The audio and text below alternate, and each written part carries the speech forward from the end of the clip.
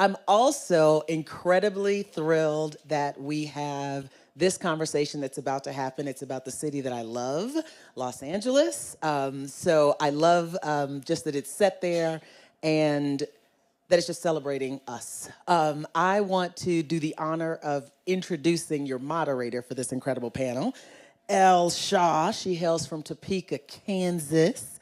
She has a passion for storytelling. She started off as an actress, and she was driven by a desire to explore the depths of the human condition. I love that for you. In 2016, Elle transitioned into producing, starting with theater, before expanding into podcasts and ultimately finding her home in film. She's an award-winning producer. Her projects have premiered at Austin Film Festival, Catalyst Stories Institute, American Pavilion. She's the real deal, y'all. I hope you don't mistake us for each other because we're dressed alike, but I would like to welcome up producer of Chasers, Elle Shaw.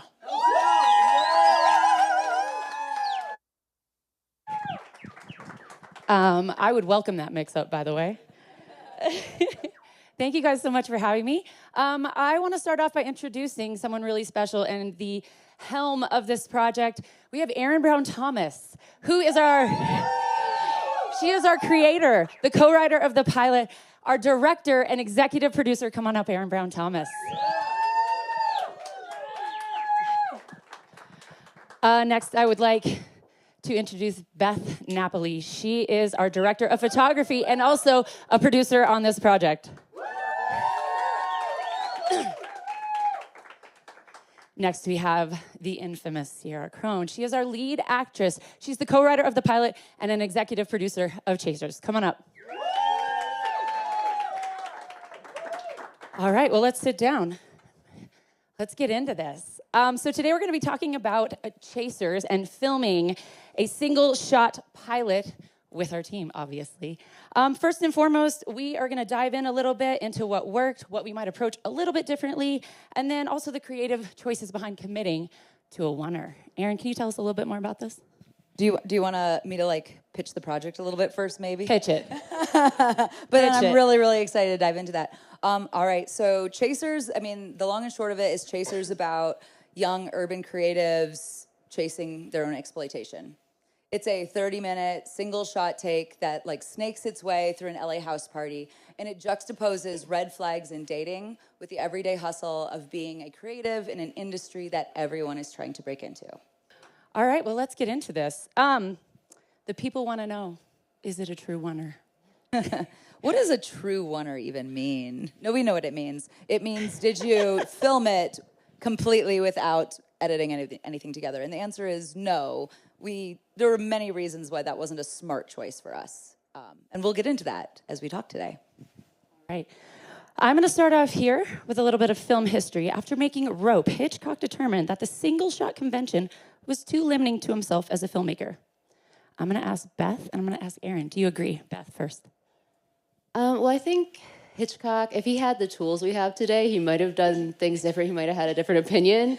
I think if it's in service of the story, I don't think it's hindering. And from the beginning, Erin wrote the script with the one shot in mind, and with the location in mind, and it was based on the emotion and what the characters are going through. So it wasn't a gimmick. So we have the tools today to make it happen. There are some things that you have to, are caveats. You have to, with lighting, you can't be as precise as I like to be usually, because you see everything. You see wide, you go from inside to outside. We're working in a practical location, so we don't have breakaway walls. There's a lot going on, but I think it works. Erin? I tend to agree with everything Beth said.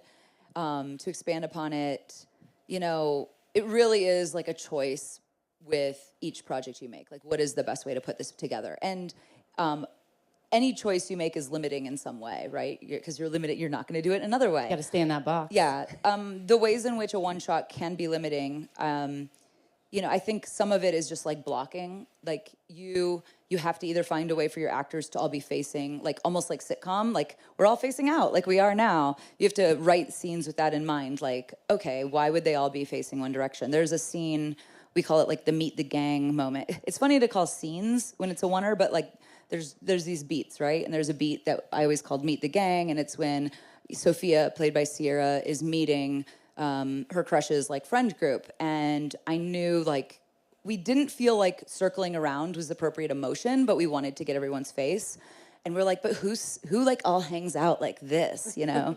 And so we were like, oh, well, what if there's a fire?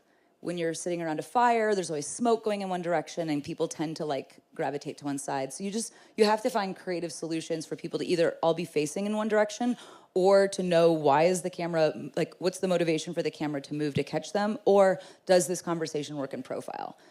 So I think that's one of the limitations. And then obviously one of the other limitations is that you don't have the luxury of crafting a performance. But one of the beauties of that is that it gives you this fantastic challenge to bring on exceptional actors, which we did, and so many of them are here. And not only that, but exceptional actors are more drawn to the opportunity to showcase that they have those chops. Okay, so how does a storyteller know if a project would benefit from that long take approach? This question's gonna go to Erin. Yeah, so I think like for the reason that I initially wanted to do this as a oneer, and that Ciarra and I stick to it, even though we were constantly like, ooh, ooh, ooh, was, so the overall like idea for this project, or the overall sort of like tonal inspiration, was the Instagram account Overheard in LA. Like, I just loved this idea of how that account just, you get these funny moments and you're like, I know exactly who these people are. And if you haven't like subscribed to Overheard in LA, they also have like Overheard in London, Overheard in New York, Overheard in wherever.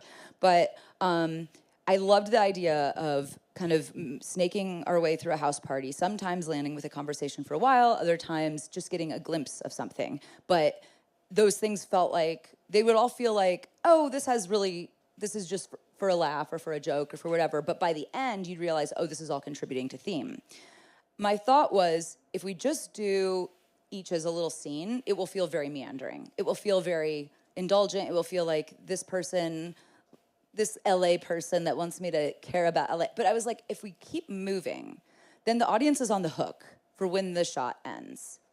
And we keep coming back to Sophia. We keep coming back to her storyline. So we know that the end is going to come from Sophia.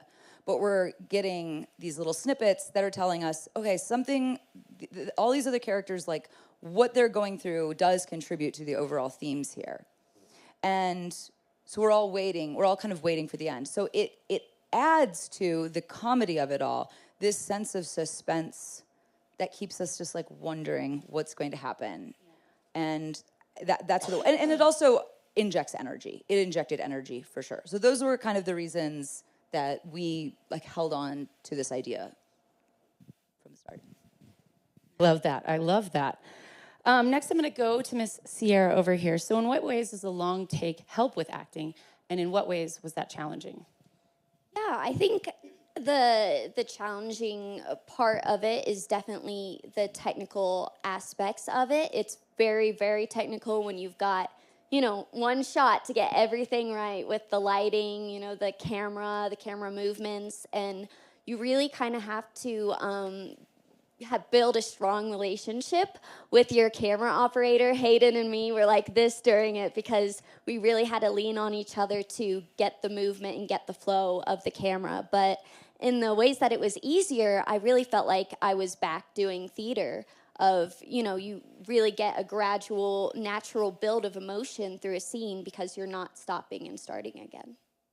Was there one thing in particular when you were in these takes, because takes could take up to 6 minutes or sometimes perhaps even longer, that you utilized to focus, whether it was like, I need to hit my mark, and I recognize there are a million things going on in your brain at that time, but if there was one thing leading the charge for you as you were navigating a scene, whether it was emotion or whatnot? Yeah. I think motivation for the character really helps because Sophia is really driven in her goals through this whole, through navigating this party. So you really have to have that inform your movements and make sure, just hope that you're able to translate that to the camera, but really kind of just focusing on, you know, the character and her world and trying not to worry about the technical stuff and hoping that just comes, you know. There's something to add to like you know, what you said about the gradual buildup and how that is actually helps. And I had said before, you don't have the option or the, you know, luxury of crafting a performance through editing with a oneer. But I will say sometimes when you're trying to craft a performance, it's like, especially if your actor is great at improv, or if it's a highly emotional scene, or even, you know, I did a film with Olivia, who's in the audience here. One of our other producers. Yes, one of our other producers, and she was the star, and it was called Subtext, and we didn't do it as a oneer. And there was a scene in which I made a mistake because she was doing this like emotional reaction. We were doing this like emotional reaction shot, and I had her hair a certain level of disheveled because she had just gone through something in one take, and then a different level of disheveled in another take, and so there was like a continuity thing. And so my point is whether it is the acting itself or something as simple as just like the hair being a little bit different, you don't have to worry about the continuity stuff. And so while crafting a performance is a luxury in some ways, it's actually a hindrance in others. And I think that that's one of the beautiful things is an actor can like, you know, improvise a little bit. Like I'm gonna scratch my head with my left hand this time and my right hand this time, and we don't have to worry about that. More room to play as an actor, which is fun. Beth, this one's coming to you. What kind of prep does it take for a cinematographer to prepare for a oneer, and how does it differ from traditional coverage? I mean, Erin and I are pretty big about pre-pro. We go pretty hard, but I feel like this time it was like a full court press. Like we luckily had access to the location well in advance, and we scheduled several days of rehearsal with talent and with our operator Hayden. So just being able to do that really informed everything else moving forward for all the departments, like what we're gonna see here, pretty much everything. Like, you know, like, cause like we're moving from outside to inside, looking 360, like I said, like, so it just became about like, where can we hide the lights? And like, luckily during a party, it makes sense to have fun lighting and colorful lighting. And so working with a production designer to get in practical lighting and, you know, working with the gaffer and finding where we can hide bigger sources.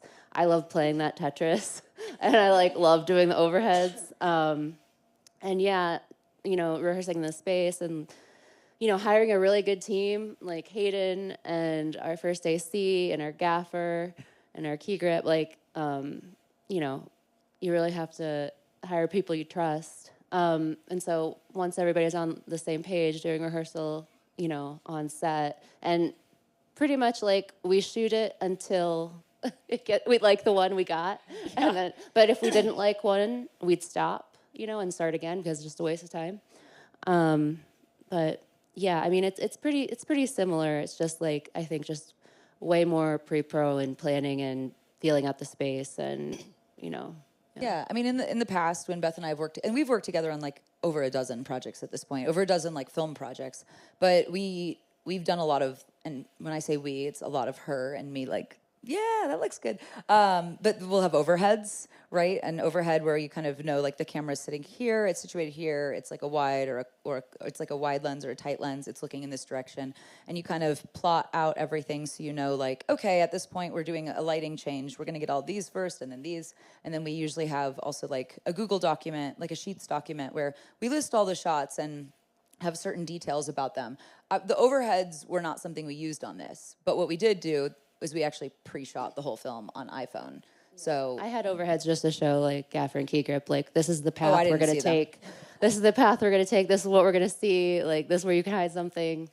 Soon to be released on iPhone. Put it on TikTok. It's the pre chasers. But we did one thing that's kind of interesting about like you wouldn't know probably if maybe you would know if you were a DP, but I don't think the average person would realize is we did plan lens changes throughout this oneer. And this was one of the reasons why we chose not to do it as a traditional oneer.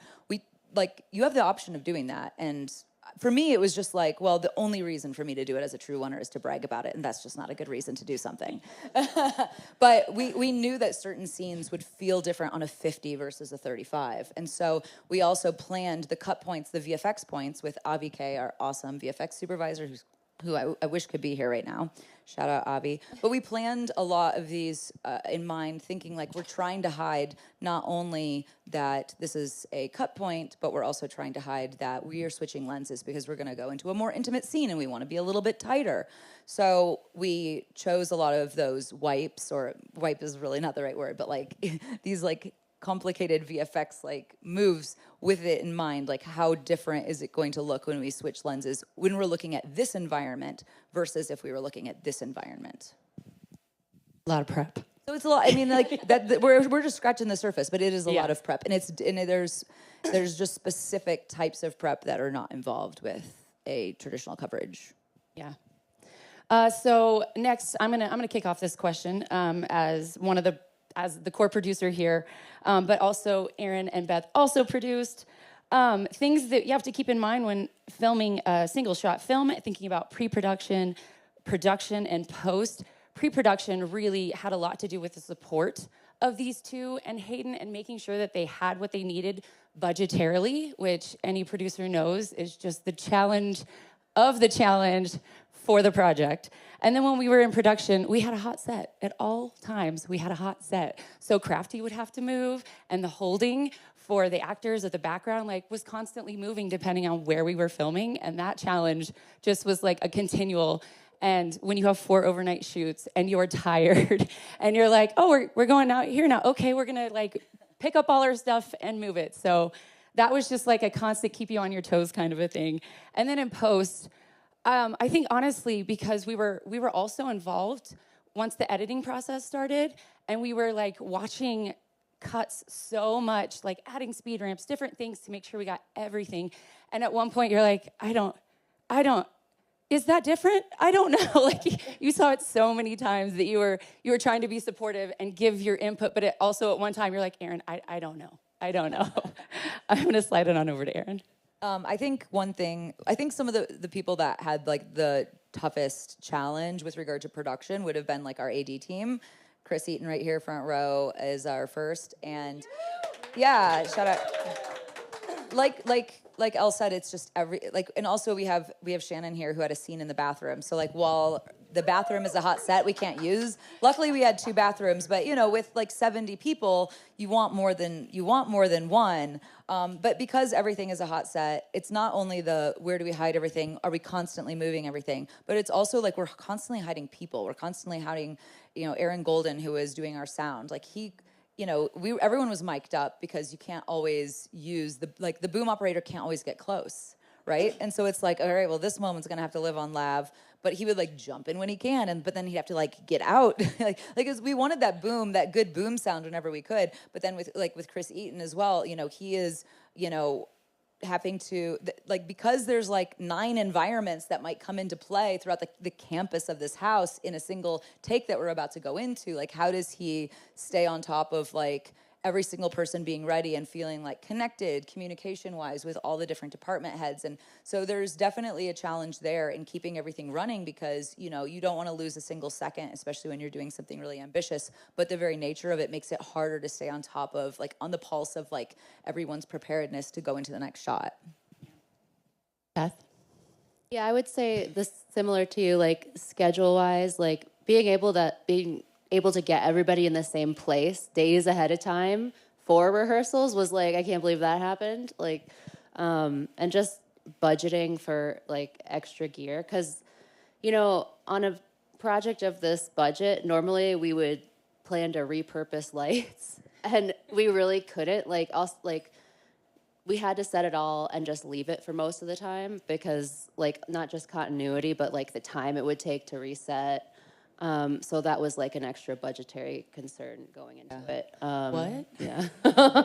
But I think one massive piece of advice, if you're doing a one or some sort of similar project, is if you can own your location for the lead-in time, and if you can leave lights over. Like, it's almost impossible without being able to leave everything. We're really lucky because Ciarra was the one that was able to provide a house for us. She had to sleep in this house every night. So like I mean, you can speak to that in a second, but just, I do think that it's a really, really crucial thing. And the fact that, you know, we got to like walk through the script as it was like being finessed and finalized in her space, and that we got to shoot, like we rehearsed 4 full days at her place and pre-shot the film on iPhone, and we're able to really like even like check like, and I was able to give Kate Fogarty, who is our script supervisor, like target times for each segment, because also you got to keep that in mind, right? If you're trying to hit a target length, like all you can do is tiny little speed ramps, which we did. But I would love to just kick it over to Ciarra to talk about like what it's like the challenges, just for a brief moment of like living on a hot set for a week. And everybody rehearsing in your house, all of them coming and scouting in your house for like the month prior. One of my strongest memories is because we were doing a night shoot and it's so exhausting. I think I went to bed at 6 a.m. in the morning, and then I woke up at 6 p.m. to somebody knocking on my door. And I'm like, oh my gosh, we're already starting again. And I had this surreal feeling that like the night hadn't changed and that it was like just one continuous night. So that was interesting. It was interesting showering with a camera arm inside my shower and lighting like over my bed. But it was fun. It felt like I was having a slumber party on a set. That was also my home. That's a truly unique experience. It was a massive luxury for us, and I just like want to shout out Ciarra for being cool that way. It was wonderful. It was really great, actually, knowing what our set was going to be, because it was really integral to writing, because we really had to plan out, like, okay, where is this person going to be? Which room are they going to be in? And then they can't get to the other side of the house in one shot. So we really had to know our layout and where exactly the characters were going at every given moment. Absolutely. So I'm gonna skip over onto the writing of A Oner, and Ciarra and Erin were the ones who wrote the pilot. So I'm gonna start with Erin, and then we'll scoot over to Miss Ciarra. Yeah. What is the specific question regarding that? Any advice for writing A Oner? Any advice for writing A Oner? And you can also throw in any challenges if you'd like, or advice. Sure. So, yeah, I mean, it's funny because I think like one of the things that we were really thinking through is kind of to piggyback off what you were saying is like, how long do we want each of these like moments to last? Is it a scene, or is it something that we like, just an idea, like a funny line that we have that is central to our theme? And again, when I say the theme is like that fine line between paying your dues and chasing abuse, the exploration of that. So, you know, sometimes it was like, oh, it would be great to have a scene in the pool in the backyard, and it feels like the next thing that we really want is outside. So it's like, okay, you know we want a scene. We need to find motivation for the camera to find its way outside. And we never wanted the camera to lead the actors. We always wanted the actors to lead the camera. We never wanted to feel like, you know, the camera, it's only it's a character in a certain way, and the way it's a character is it like follows. It's not like, you know, it's not like the ghost camera that's like, ooh, but look over here. That would have been a different tone than what we were going for. So much of it was, you know, actually being able to, like, you know, we had first drafts that we wrote at my house, and then I was traveling for a month, developing with Olivia, shout out Olivia, but we got back and we were finessing in her actual place. And so we were able to walk it.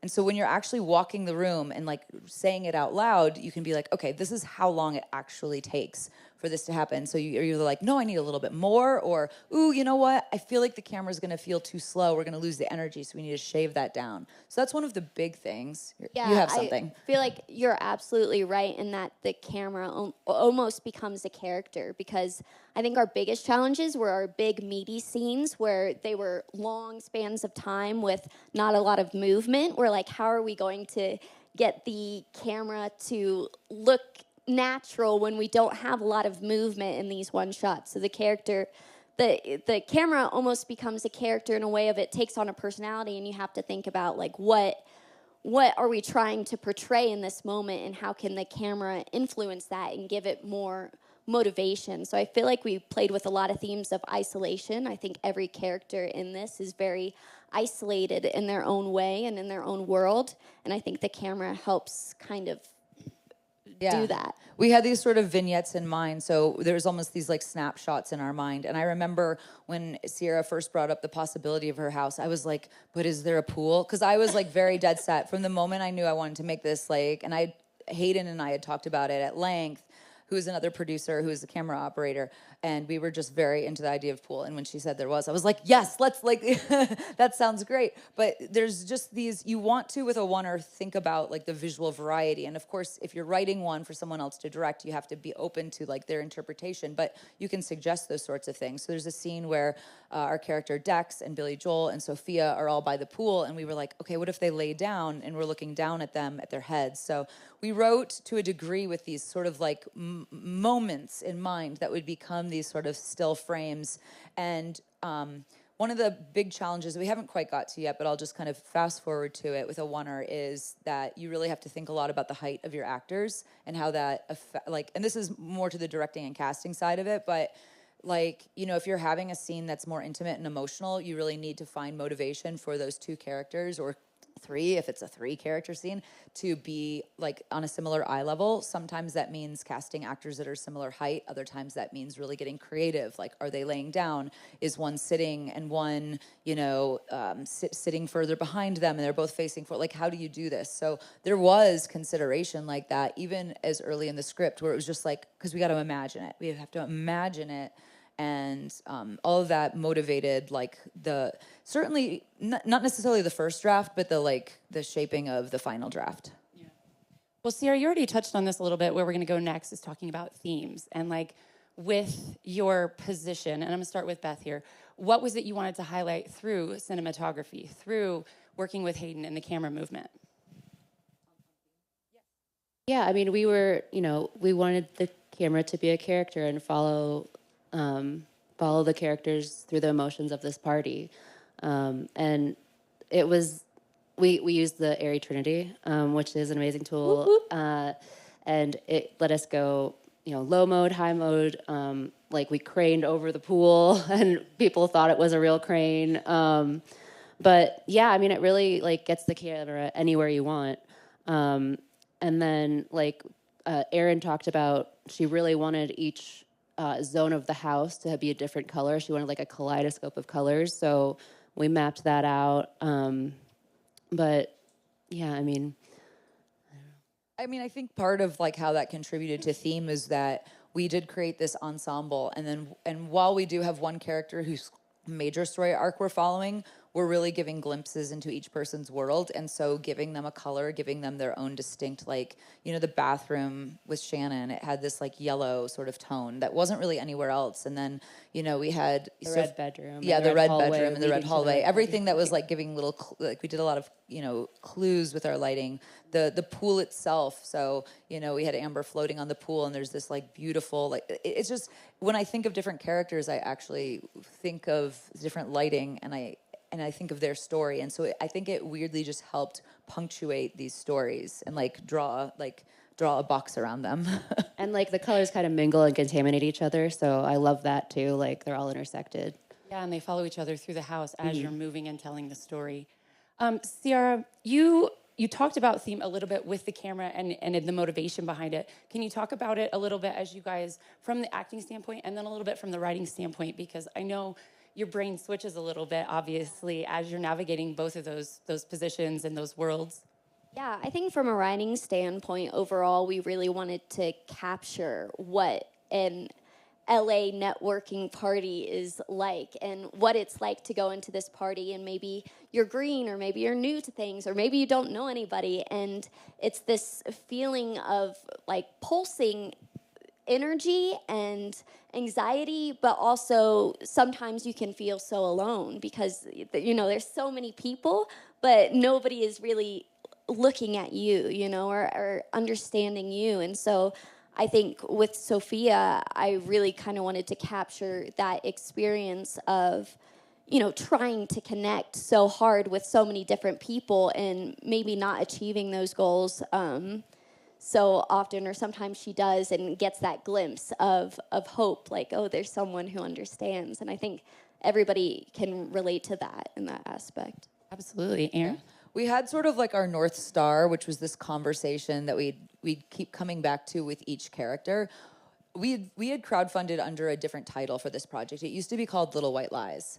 And while we love that title, we actually love Chasers even more. But the reason that Little White Lies was the working title is I had this thought that I shared with Ciarra, and we were both in agreement that if we could answer for each character, what is the lie you believe that keeps you going, that allows you to keep being exploited? And you know, just to peel back for a second and get a little personal, like for me, this project, it's funny because the core storyline with Sophia and Jacob, just the idea of a woman who is, well, I'm like, I don't know how many spoilers I should get away, but the idea, the dating storyline within this, the red flags dating storyline within this is something that I had written down years ago and had like kind of come back to and revisit over time, and hadn't quite had the breakthrough on like what actually the full story is until, you know, mid 2023.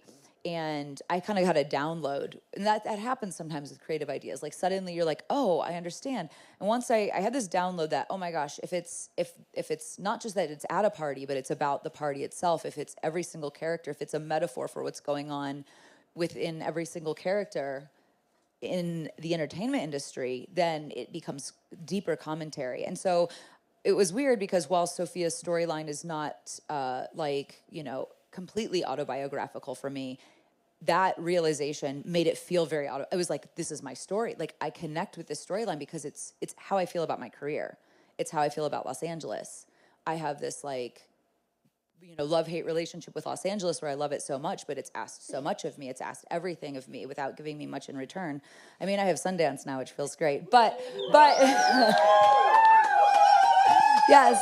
But I think we can all relate to that feeling of like, okay, I'm being asked to give a little more than I wanted to, but the other side of doing that, there's this huge promise of something that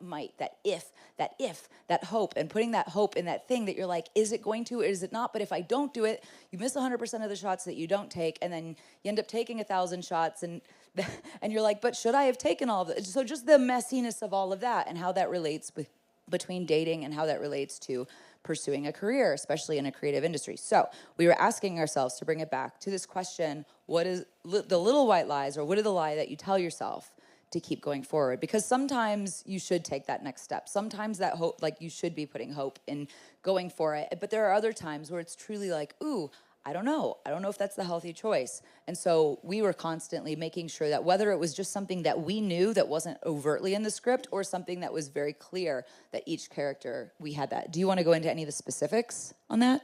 Well, yeah, I think that's just what made writing this so kind of easy for us. I think it really flowed because we were really drawing from very personal experiences that we had figured out on hand, you know, and that we had lived through, because it's such a storyline very close to what is going on in our lives, you know, us being in the industry and being in LA. So yeah, it was very interesting to be able to write kind of these characters of people that I, you know, really know, and these personalities that I'm very familiar with, and, you know, drawing, you know, relationships and experiences with that, and friends' relationships and everything into the character of Jacob, and just really kind of having a cathartic moment of writing out all of our emotions of all these different things of life into a script.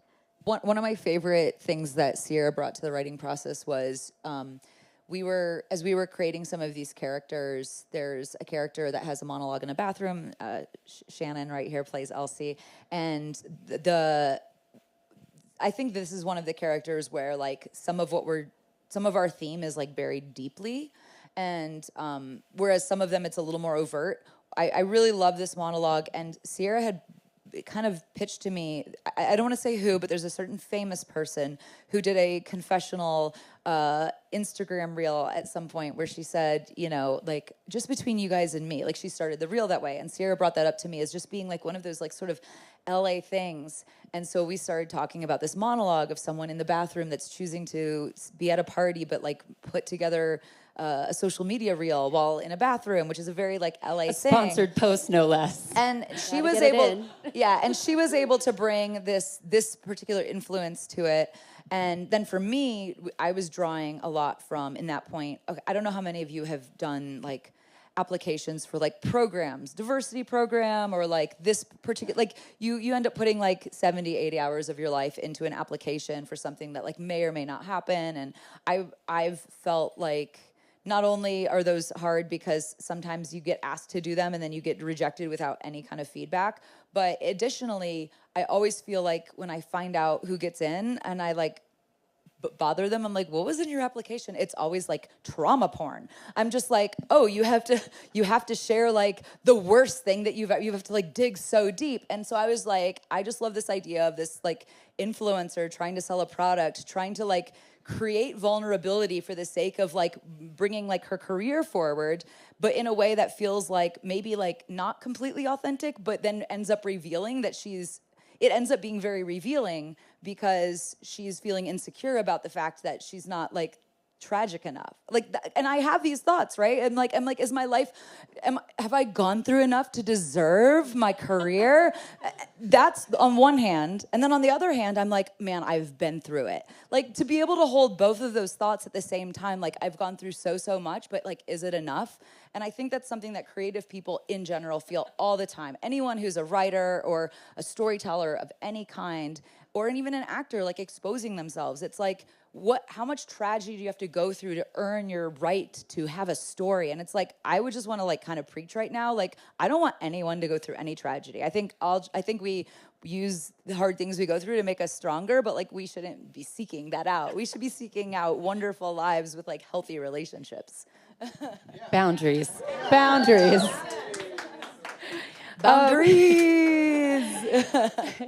It's a quote. Does the shooting order matter in a oneer? We found out it does. We found out. So listen, sometimes you make mistakes. Do you want to? You start. For continuity, like, we had to shoot it over the course of 4 days, so starting with the scene you ended on the previous day really helps. Like, because invariably, like, stuff gets moved. Like, even if you tell everybody it's a hot set, you know, people take some food off of the hot set. So you know, traditionally when you're scheduling out a shoot, you're working with your AD team, you're working with your camera team, you're working with your producers, and you're making choices that benefit lighting changes, which wasn't as big of an issue for us, but also cast scheduling. And you know, part of it was we had certain casts were like, okay, well, if we schedule in this order, we only need this person 2 days versus 4 days or 3 days. And also, you know, these were overnights in winter. It was very cold, by the way. It was very cold. It was like basically. And she had to have a pool. LA. And there was an unheated pool. And Amber, shout out to Amber. Amber went in the pool. But it was not it was a wonderful time that was not physically comfortable for anyone. And so we wanted to limit people's, like, you know, staying up all night, limit the cold, all of that. And so a lot of our scheduling was made with that in mind. And also, like, we needed OTC, like ITC, intermittent traffic control. Like, there were regular sort of producer-orial things that helped us choose our schedule. That being said, big advice here. Like, if you are shooting a oneer and stitching it together, if you can shoot it in order, it will benefit you for many reasons. One, just from an acting continuity perspective, you're moving forward in the storyline. That's going to be true whether it's a oneer or not, but it's a bonus. Second, and I think most importantly, it's easier so when you do a VFX for 2 transitions, you'll line up what you just finished and match it to what you're about to do. So if you're shooting, you know, the end or the beginning of one shot days before the end of the one before it, it's not only hard because you have to be like, all right, extras, do you remember exactly what you're doing? Like, it's a party scene, right? You got lots of people in there. Is the lighting the same? You know, there were just so many, is the same level of fog in the room. Don't use fog on a oneer. So not only are you like taking time to recreate that, whereas if you were moving forward, you would either be already set up because you just shot it, Or it's like, okay, hot set overnight. Everybody make a mental memory of exactly what you did. You're having your script supervisor film all the takes. And then if you can, with your, I had my husband Jake, who's an EP on this. He was like an on-set editor for us, kind of like stringing stuff together. We were kind of trying to pick some of our select takes, but had we shot in order, it would have benefited us even more, because we might have been able to identify, okay, this is the most likely take we're going to use, but this are options, and then kind of looked at those and really tried to say, okay, everyone gather around, look, this is what we're doing.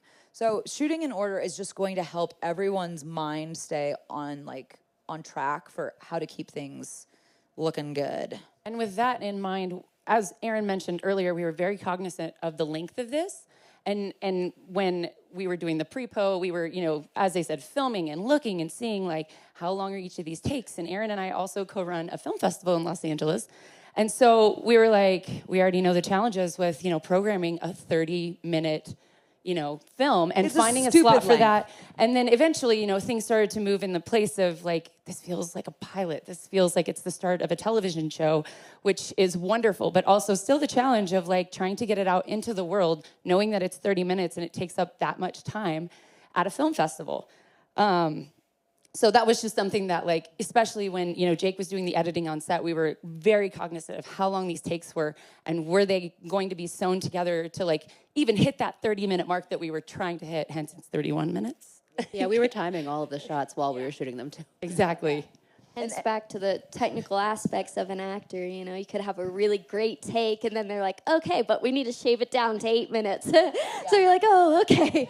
And let me just recreate that again. The last scene, which we're not going to spoil what the last scene is. It's a reveal of sorts, but it was probably, would you say it was the most challenging scene? I mean, not definitely. I know outside was cold, but like. Yeah.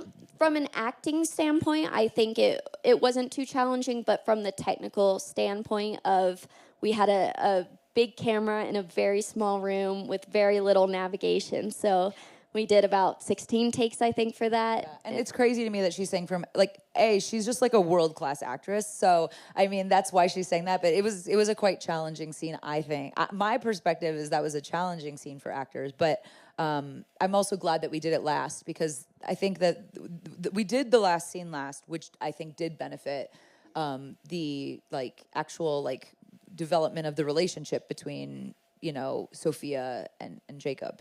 Yeah, I think at that point we had developed a really good relationship in our characters, and so it really kind of flowed from everything else, hence the wonder and hence the gradual increasing of emotion. I think that scene really flowed in a way that was almost like a dance.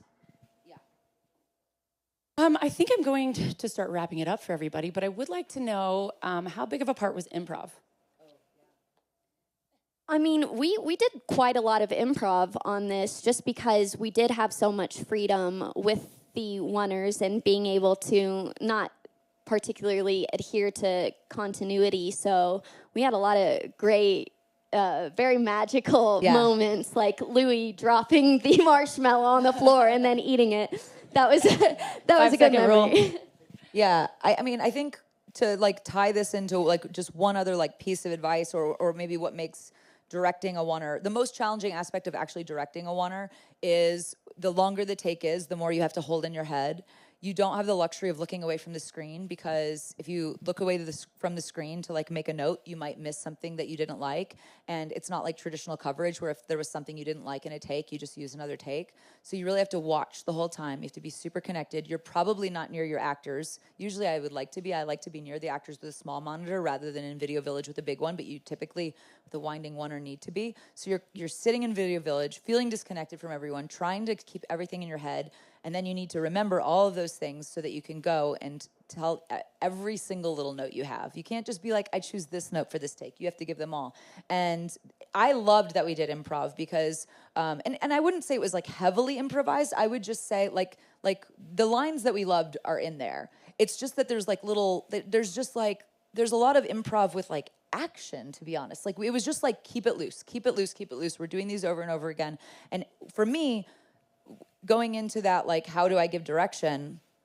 one of the things that I would do is every time something was done that I loved, I'd be like, but keep that. So there was a lot of like improv that slowly made its way into more takes. Like after the marshmallow thing, we were like, well, keep doing the marshmallow thing. Yeah, I think there was something about doing a oneer contributes to a very raw and organic type of acting that I feel like is kind of essential in this film. You really kind of feel the in the moment personalities of everyone, and I think it's something really cool that you can't quite capture if it's not as structured.